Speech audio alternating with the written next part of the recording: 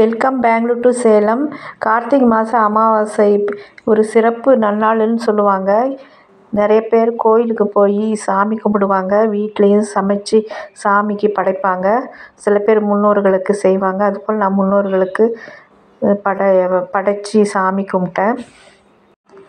இது வருஷத்துக்கு ஒரு தடவை தான் கும்பிடுவாங்க அந்த காலத்தில். இப்போ தாங்க ஒரு 15-20 வருஷமாக தான் மாதம் மாதம் கும்பிட ஆரம்பிச்சிட்டாங்க மக்கள். இது நல்லாவே எனக்கு தெரியும். ஏன்னு தெரியல, அதாவது ஜோசியர்களுடைய பேச்சு தான் இது. அவங்க சொல்கிற மாதிரி தான் மக்கள் நடந்துக்கிட்டாங்க. அதனால தான் மாதம் மாதம் ஒவ்வொருத்தராக கும்பிட ஆரம்பிச்சிட்டாங்க. இது முந்தைய காலத்துலலாம் இல்லை, வருஷம் ஒரு தடவை தான் கும்பிடுவாங்க. சரிங்க, அது இருக்கட்டும். இப்போ நான் துவரம்பருப்பு தக்காளி போட்டு வேக வைக்கிறதுக்கு ரெடி பண்ணிகிட்ருக்கேன். இப்போது மொச்சக்கொட்டையும் பாகத்தில் வச்சுருக்கேன் வேக வைக்கிறதுக்கு. சாம்பாருக்காக கத்திரிக்காய், வெள்ளை பூசணி, அப்புறம் உருளைக்கிழங்கு போட்டு குழம்பு மிளகாத்தூளெல்லாம் போட்டு நான் வேக வைக்க போகிறேன். இப்போ நான் பருப்பு ஒரு பக்கம் வெந்துட்டுருக்கட்டும். இப்போது வடை சட்டி வச்சு நான் முதல்ல வாழைக்காய் வறுவல் செய்யலான்னு இருக்கேங்க. அதுக்கு ஒரு இஞ்சி பூண்டு மட்டுமே தான் போட போகிறேன். வாழைக்காய் வறுவலுக்கு வேறு எதுவுமே இல்லை. அப்புறம் கடுகு தாளை போட்டு இஞ்சி பூண்டு தட்டி போட்டிருக்கேன். வெங்காயம், கருவேப்பிலை, அவ்வளோதாங்க. இதுக்கு மிளகாத்தூள் மல்லித்தூள் போட்டு தேங்காய் துருவல் போட்டால் போதும். நல்ல டேஸ்ட்டாக இருக்கும். இந்த மாதிரி ஒரு தடவையும் ஒரு மாதிரி நான் செய்வேன். இந்த தடவை நான் இந்த மாதிரி செய்கிறேன். இப்போது அகத்திக்கீரை, வெங்காயம் தாளித்து அகத்திக்கீரை போட்டாச்சு, தண்ணி ஊற்றியாச்சு, வரமிளகாய் கிள்ளி போட்டிருக்கேன். அதுவும் வேகட்டும். அகத்திக்கீரை என்றைக்குமே மாதம் மாதம் சாப்பிட்ணுங்க. அப்போ தான் வயிற்றில் இருக்கிற கிருமிகள் அழியும். இப்போது வாழைக்காய்க்கு நான் தேங்காய் துருவி போட்டாச்சு. பாருங்கள், பருப்பு வெந்து எடுத்து வச்சுருந்தேன். அதை இப்போது வெந்த காயில் இது போட்டாச்சு. புளி கரைச்சி இதில் ஊற்றியாச்சு. சாம்பாருக்கு ரெடி பண்ணிகிட்ருக்கேன். அவ்வளோதாங்க. இது கொதித்த பிறகு கொஞ்சம் தேங்காய் துருவல் நான் போடுவேன் எப்பவுமே.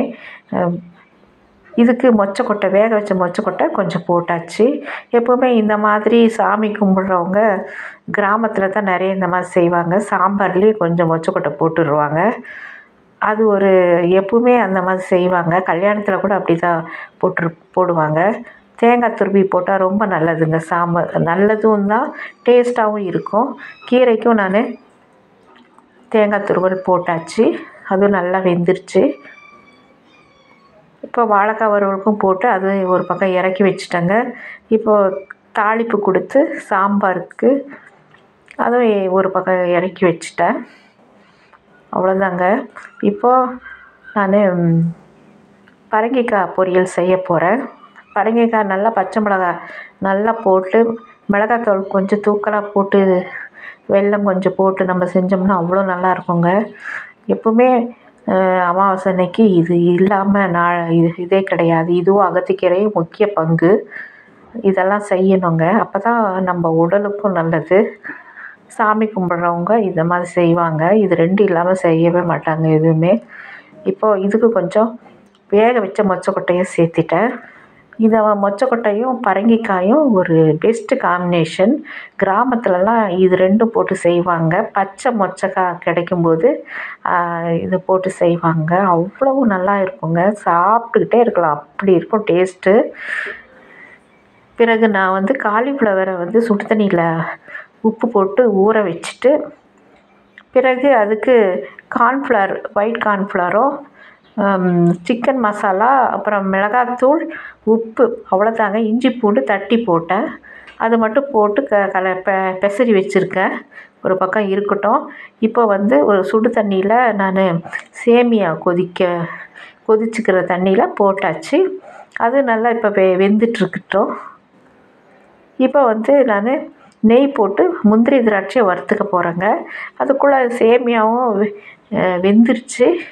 பாலும் நான் ஊற்றிட்டேங்க. 1/2 லிட்டர் பால் ஊற்றிருக்கேன். இப்போ சேமியா முந்திரி திராட்சையும் போட்டாச்சு. ஏலக்காவும் தட்டி போட்டுட்டேன். இப்போது ரெடி பண்ணி வச்சுருந்த தாளிப்பு அதாவது ரசத்துக்கு தாளிப்பு கொடுத்துருந்தேன். அதுவும் புளி தண்ணியும் ஊற்றியாச்சு. இப்போ பெசரி வச்சுருந்தோம் இல்லைங்களா காலிஃப்ளவர், அதுவும் நான் 65 மசாலா போடலைங்க, கார்ன்ஃப்ளவர் மட்டும்தான் போட்டேன். சிக்கன் மசாலா போட்டேன் அவ்வளோதான். அது நல்லா வறுத்து ஃப்ரை பண்ணி எடுத்து வச்சுட்டேங்க. வடைக்கு உளுத்தம் பருப்பு ஊற வச்சுருந்தேன், பச்சை மிளகாய் இஞ்சி போட்டு வேக வச்சு வெங்காயம் எல்லாம் பெருசு பெருசாக வடையும் செஞ்சாச்சுங்க. என் சேனலுக்கு சப்போர்ட் பண்ணிவிட்டு ஒரு லைக் கொடுங்க, கமெண்ட் பண்ணுங்கள், சப்ஸ்கிரைப் பண்ணுங்கள். தேங்க்யூ ஃபார் வாட்சிங்.